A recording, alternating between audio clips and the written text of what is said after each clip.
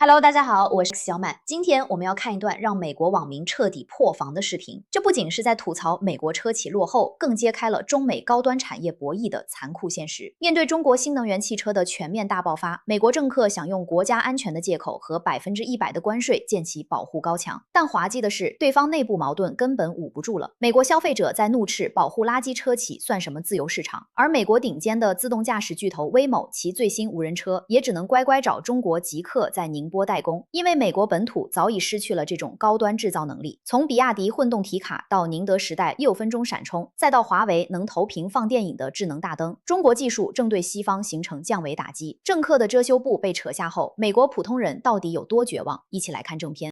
I guess we're not supposed to talk about Chinese cars and how advanced they are compared to American car companies. American car companies look like the Stone Age. Have you seen some of these new Chinese vehicles and how advanced their battery technology and just their technology overall is so far advanced compared to where we are at? I mean, it's a joke. It's literally laughable. And the expense that you have to pay for an American car compared to a Chinese car is like night and day. So how much longer are we going to protect the U.S. automakers that are making garbage compared to China? How long before people go, yeah, I'm not buying into the U.S. car market. I want a car from China. Yeah, they're better, faster, better looking. Go down the categories. They're so much further advanced, it's not even funny. So what are we doing? Are we just protecting automakers that continue to make cars we don't want? Is that freedom? I'm just asking. Is that freedom here in America when you can't get a product because it's too good? The Chinese EVs have really taken over. I mean, I've gone around to several different countries in Europe, South America, Africa, and my God, the amount of BYDs I see everywhere. And these cars are looking good. Sometimes you mistake them for Mercedes, Audis, or even other German engineered vehicles. They're looking way more advanced and sleek. US banned Huawei to protect Apple.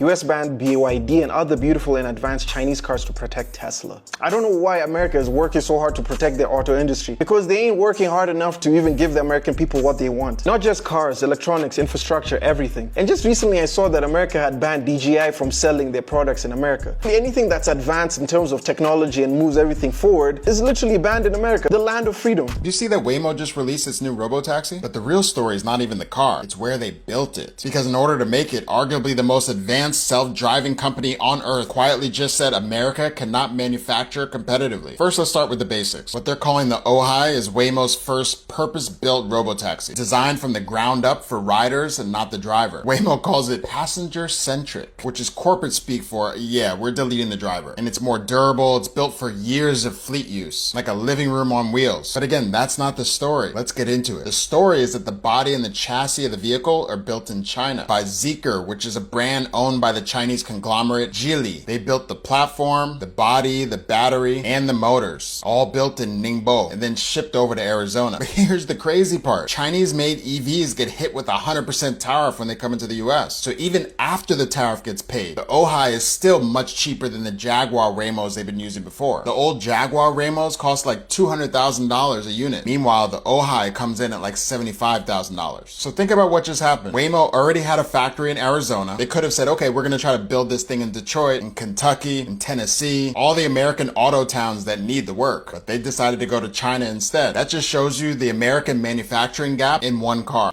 I firmly believe that if the BYD Shark was offered in the United States, if it could legally be sold here, you would see almost no Tesla Cybertrucks. You would see far less like F-150s and the mini trucks, Mavericks. This would fill the gap for so many consumers that it's not even funny.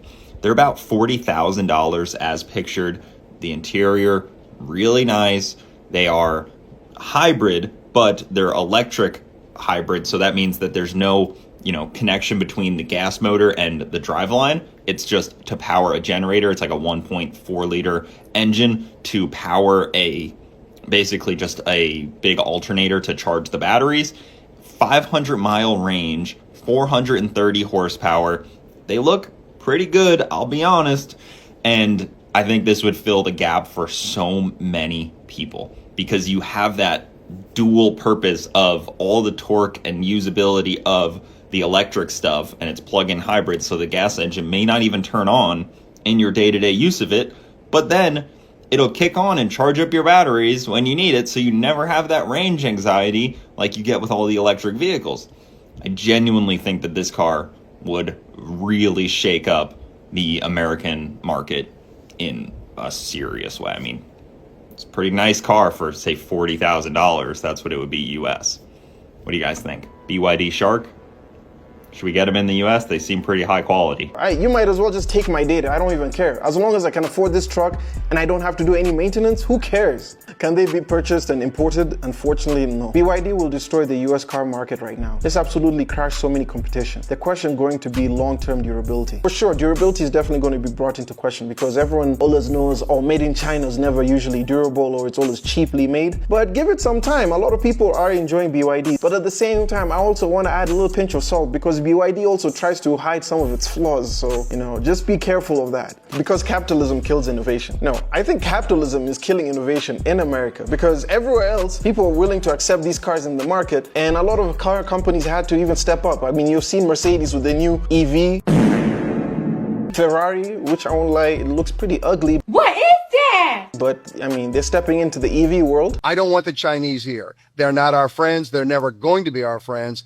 They're long-term players, and their game is to control the United States, not to beat us in war, but to beat us economically. If they agree to build a factory here and employ American workers to assemble those cars, you're okay with that? Jim, I'm not okay with that. And here's the real reason why I'm not okay with any of this at all. The fact of the matter is the Chinese have been stealing our secrets for 30, 40, 50, 60 years, and they've done a good job of it. Much of their technology that they have today is a direct result of stealing our secrets and then being able to use them to their advantage. And indeed, they have done so. What I don't like is the concept of a Chinese car being parked at military installations or high security places or being exposed to our environment when they have the ability to know everything about us. Okay, so if they stole the secret from America, then why is America so behind when it comes to these cars? Someone asks, what secrets do you have? And if you're so worried about them stealing your data, then how is it that you allow Toyotas, Kias, Hyundais, cars that are from other countries to be parked around military bases and not be worried about them stealing your information? This is the reaction of the decline. Tesla is everywhere in the world too, including China. They even have a Tesla factory in China, and you don't see China complaining. China just Don't tell me. rewrote the rules of the auto industry. At Auto China 2026 in Beijing, CATL unveiled a battery that charges from 10% to 98% in just 6 minutes and 27 seconds. Meanwhile, in the United States, the Trump administration is talking about clean coal, which isn't a thing. The fastest EV charging technology in the world. Imagine if Elon Musk invested more of his almost $1 trillion into Tesla rather than trying to colonize Mars, where the United States would be. Huawei committed $11 billion to autonomous driving over the next 5 years. How cool is that? Imagine landing at the airport and then just hitting something on your phone and then your car comes and picks you up. And debuted headlights that project full-color films onto a surface when the car is parked. Li Auto, the first Chinese EV startup ever to turn a profit, is now targeting premium buyers globally. GAC is aiming for 1 million overseas vehicle sales per year by 2030. You won't find any Chinese vehicles in the United States, but pretty much everywhere else, they are rapidly taking over the market.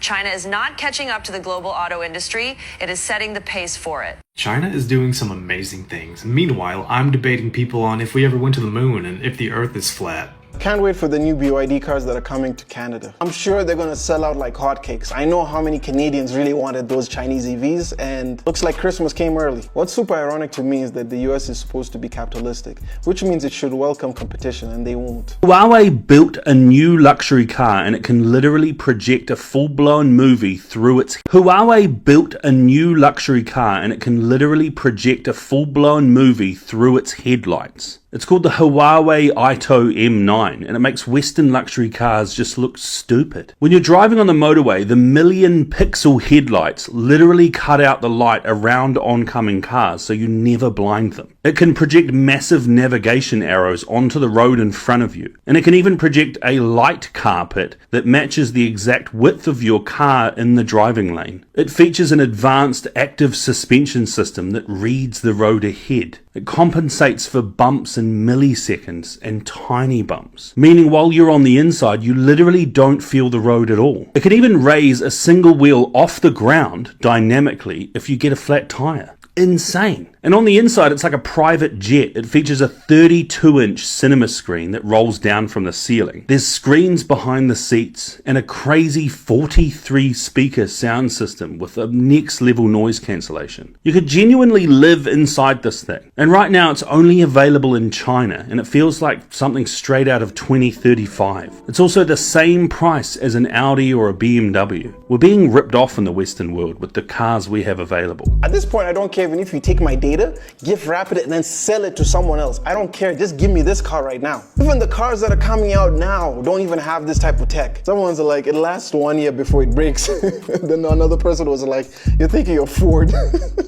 You do realize this is all tech they stole from Audi, BMW, and Mercedes, right? So if they stole that tech, then how is it I've not seen any Audi, Mercedes, or BMW project a movie from its headbeams? Now, the only issue I have is that, hey, those headlights look a little bit expensive. So if you bust one out, you're going to cost you an arm and a leg. So you better be careful with this. But anyway, let me know what your thoughts are about these Chinese EVs. 看完这段视频，大家最直观的感受肯定是在绝对的技术实力面前，所有的政治抹黑和贸易壁垒都显得苍白无力。视频不仅展示了比亚迪、华为、问界、宁德时代在技术上的全方位碾压，最致命的一击更是揭露了 Waymo 的底牌。美国自动驾驶的骄傲，居然要靠中国极客在宁波生产的底盘和三电系统来支撑。我的判断很明确，美国对中国新能源汽车的围堵，绝不是因为我们所谓窃取了技术，而是掩饰其本土高端制造业彻底空心化的遮羞布。他们已经输不起，也追不上了。站在我们中国观众的视角，这件事释放了一个极其振奋的信号，我们已经彻底跨越了市场换技术的憋屈时代，真正拿下了全球汽车产业链的定价权与标准制定权。视频中那个一口一个中国偷窃数据的美国大叔，完美代表了西方旧利益集团的傲慢与无能狂怒。当他们竞争不过时，便毫不犹豫地撕下自由市场的伪装，挥舞制裁大棒。但事实是，即便加征100%的关税，中国制造的无人车依然比西方的更便宜、更先进。这种断层式的产业代差，根本不是靠几份政治法案就能抹平的。从全球大变局来看，这其实是一场未来工业霸权的交接仪式。汽车工业曾是西方工业皇冠上的明珠，如今中国正在重塑这一核心秩序。当美国还在为陈旧的传统能源路线扯皮时，中国企业已经把电池快充压缩到了6分多钟，用高阶智驾和光场大灯重新定义了汽车。美国的闭关锁国，只不过是在亲手锁死自己的创新，把本国消费者困在落后且昂贵的信息茧房里。当海啸来临时，你无法用沙袋挡住大海；当时代抛弃你时，连一声再见都不会说。大家觉得，面对中国高端制造的全面狂飙，美国还能靠这堵透风的关税高墙撑多久？欢迎在评论区留下你的犀利见解，我们下期再见。